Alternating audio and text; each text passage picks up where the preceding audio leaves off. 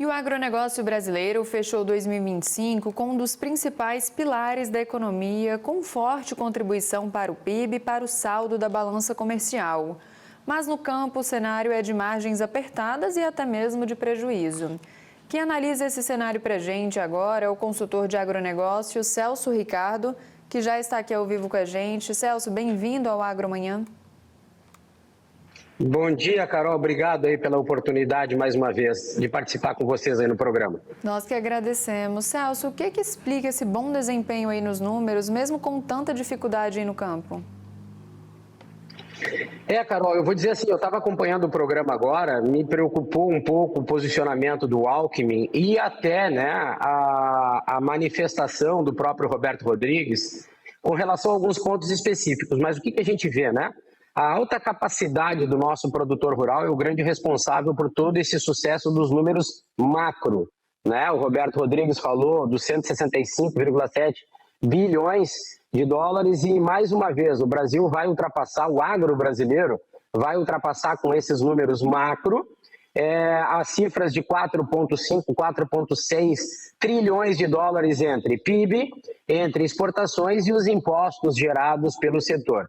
Esse número ele é fantástico, né? Ele é extraordinário, esses números macros. Mas o Brasil precisa, de uma certa forma e com uma certa velocidade, ou até mesmo urgência, transformar essa eficiência produtiva em lucro real. É muito bonito, os números finais são muito positivos, mostra a força do nosso produtor, mostra a força do campo no Brasil, mas esses números, de uma certa forma, não mostram a verdadeira assimetria que o agronegócio brasileiro está vivendo. Enquanto o setor cresce e vira, né, esses números maravilhosos que nós estamos falando, que são positivos e extremamente importantes, o produtor, do outro lado, em contrapartida, fica lutando para manter um capital de giro, né? Investimento em tecnologia. E esse pronunciamento do Roberto Rodrigues que me assusta, principalmente quando ele fez esse comparativo dos últimos 10 anos. São números impressionantes, mas também nos mesmos 10 anos ele teria que ter salientado para nós essa dificuldade que o produtor vem tendo e o próprio endividamento que hoje já está equiparado ao valor de uma safra. Então os números são positivos e o Brasil tem que comemorar. Mas nós temos que transformar esses números agora analisando cada setor que compõe o agro, o setor primário, secundário e terciário, o campo, a indústria, logística e mercados. Nós não podemos, de certa forma, Carol, ficarmos vivendo só essa euforia dos números finais. Se nós levássemos hoje essa narrativa do Roberto Rodrigues e até do próprio Alckmin para o campo, para o Brasil, com certeza nós teríamos uma plateia muito reduzida e o assunto seria muito pouco satisfatório para o campo. Então agora que nós chegamos, né, nesses números finais muito positivos, que são números que nos alegram, que mostram a nossa capacidade, nós também temos que ter a capacidade de olhar individual, de uma forma individual para os setores que compõem o agro, para nós podermos apresentar soluções e a partir daí nos tornarmos cada vez mais, né, um país altamente competitivo em termos de volume de produção, mas também nós temos que transformar essa capacidade em lucro real, Carol, até porque o Alckmin falou do nosso crescimento de exportação, mas também nós precisamos entender que nós produzimos commodities, nós ainda somos o país das commodities, nós produzimos com custo alto e também nós estamos vendendo as nossas commodities no preço que o mercado mundial está impondo. O Brasil não consegue negociar preço, nós estamos vendendo a partir do que o mercado está impondo e a partir daí os resultados, principalmente para o produtor rural, que eu não vejo vir à tona por parte, né, tanto do governo, do Ministério da Agricultura e outros órgãos, que isso preocupa muito e que vai nos causar já nas projeções para 2026, até porque o PIB tem uma projeção de crescimento apenas de 1%, e isso mostra que a volatilidade e o risco pode trazer isso para números ainda piores, resultados piores. E o que nós estamos apresentando para o ano de 2026, Carol, até agora, principalmente para o produtor rural, eu não tenho visto nada. Pois é, Celso, a gente produz, né? O produtor trabalha ali no campo, produz muito, com várias adversidades, né? Situações climáticas, custo elevado, às vezes uma dificuldade aí de acesso a financiamento. E quando a gente fala em margens apertadas e até prejuízo para o produtor rural, quais foram então os principais fatores que mais pesaram em 2025? O que a gente pode falar? Questão de crédito, commodities, clima, enfim. Carol, a situação ela é bem ampla, né? Nós podemos ver o seguinte assim, ó, só em termos de insumos, fertilizantes, defensivos, a própria logística e mão de obra, numa análise que nós fizemos aqui, o produtor rural tem, em termos de resultado, em torno de 60% a 75% da sua receita recebida na porteira, referente a isso, né? Insumos, fertilizantes, defensivos, logísticas e mão de obra. Só aí a receita já fica em torno de 60% a 75%. Quando nós vamos passar para o produtor rural que trabalha principalmente com a parte de arrendamentos, aí entram os impostos e as parcelas das renegociações, que a dívida no Brasil hoje ela se resume à renegociação, a parcelamento, e nós, com os resultados que nós estamos vendo, isso não funciona, nunca vai funcionar a partir do cenário que nós estamos vivendo. Então, toda a renegociação e todo o parcelamento, ele vem, né, de uma certa forma, caindo sobre os resultados safra após safra. E aí, quando nós somamos essa parte dos insumos e também entramos para essa parte de arrendamento e a parte dos impostos e esses parcelamentos, e aí o produtor acaba recebendo de margem de lucro, no máximo 5%, e até outros resultados com margem negativa. E isso nós estamos vendo na soja. Eu apresentei um artigo, Carol, recentemente sobre a soja no Porto de Santos, que os atravessadores estão comprando do produtor rural a 100.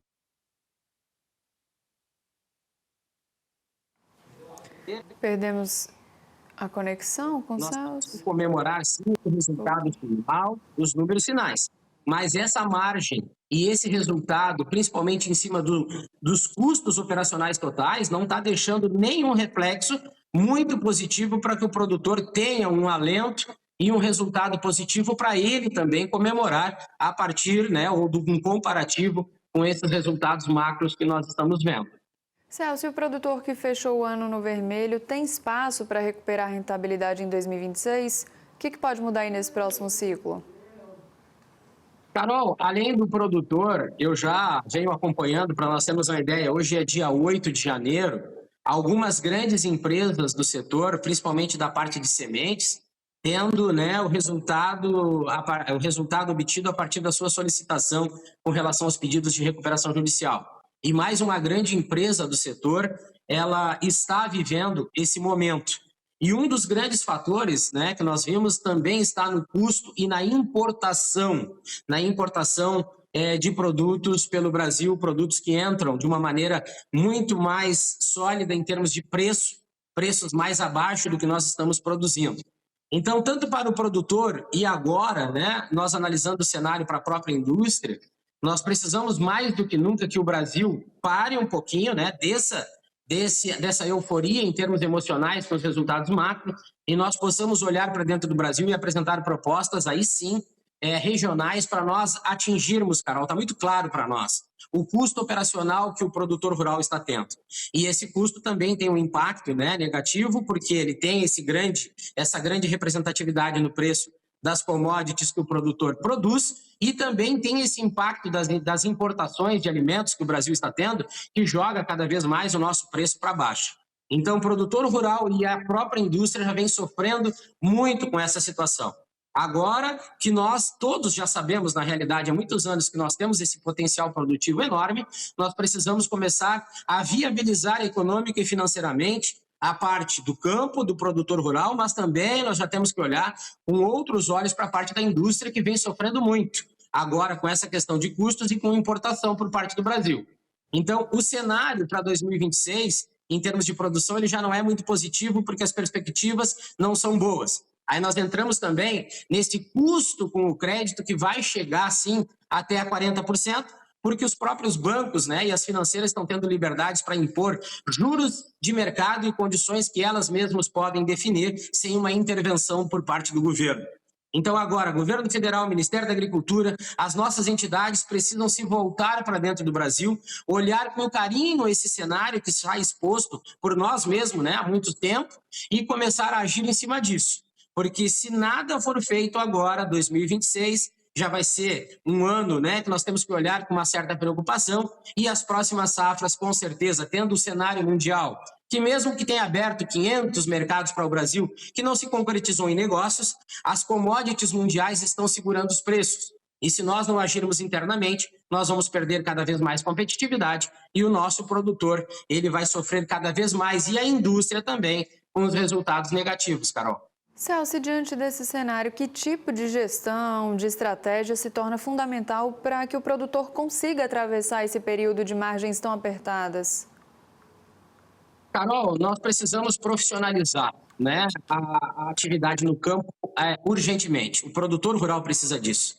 Até por questões de crédito, né? Eu acho que as instituições financeiras, os bancos, o próprio Plano Safra no Brasil precisaria ser muito mais profissional do que está sendo e levar também a esse produtor uma visão e um entendimento sobre a necessidade não somente do planejamento de área produzida, mas também financeiro, né? Econômico, operacional e comercial. Nós precisamos profissionalizar, sim, a gestão no campo. E eu tenho, por base, um trabalho que foi feito, que foi um trabalho acompanhando a pecuária de corte do estado do Mato Grosso. Eu fiz um levantamento, até porque acompanho aquele estado, e nós vimos essa necessidade de nós trabalharmos cada vez mais as questões profissionais ligadas ao campo. Isso serve também para a agricultura. Nós não podemos somente pensar na tal safra recorde, nós não podemos pensar em aumento de área. Nós precisamos viabilizar econômica e financeiramente, em primeiro lugar, qualquer atividade ligada ao campo. E isso passa por uma readequação do próprio produtor rural.